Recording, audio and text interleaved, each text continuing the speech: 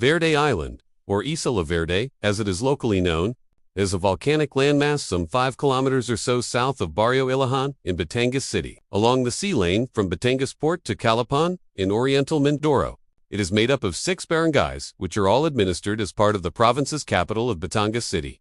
While the island has been known more for its marine biodiversity and a limited number of resorts for diving and snorkeling, it also has a product that is little known outside of Batangas, but has nonetheless been a favorite snack or dessert for Batanganeos through the years. Pakaskas, or buri palm sugar. Buri palm, otherwise known as kori fa, is a plant native to India, Malaysia, Indonesia, New Guinea, parts of Australia, and of course, the Philippines.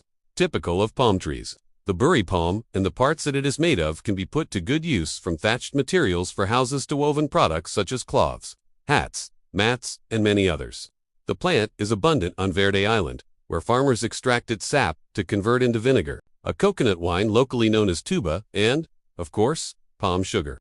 Each morning, farmers climb their trees with their plastic containers to collect the sap from the treetops.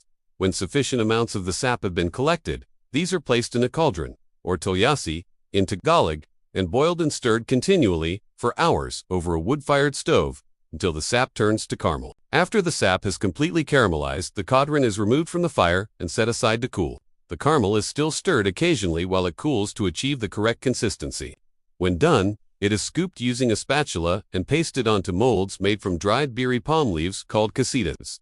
These are then set aside to cool down completely and, thus, solidify. The caramel that sticks to the sides of the cauldron is scraped off with a spatula, and the act of doing so, Pakaskas in the Batangas dialect, is how the Pakaskas gets its name.